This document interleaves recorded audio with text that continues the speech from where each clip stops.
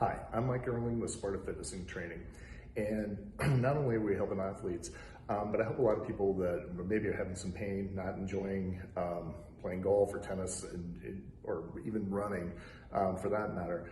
My background with Rock Tape, the Ready State, and TRX has really given me a great skill set to be able to help people move better and feel better. So last week, one of my clients came to me that's having some issues with golfer's elbow. So if you're not familiar with golfer's elbow, it's the inside of your elbow gets really angry and irritated. So it's not just all about desensitizing the area and restoring and mobilizing tissue in through the system, but it's also about restoring our movement. And this is a great exercise, a rotation primer that I got from Dr. Kelly Surratt in the Ready State. So simple setup, just got a band.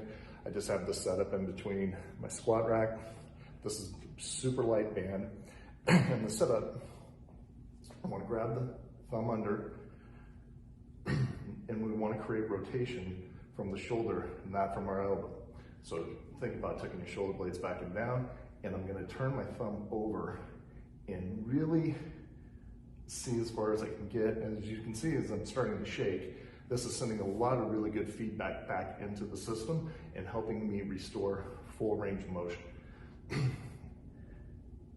And it doesn't take a lot of these. You want to do like a set of 10, and you're really going to feel those shoulders turn on and really get some really nice feedback and feel a lot better in through the shoulders. Not only is this great to help with golfer's elbow, but this is a great primer.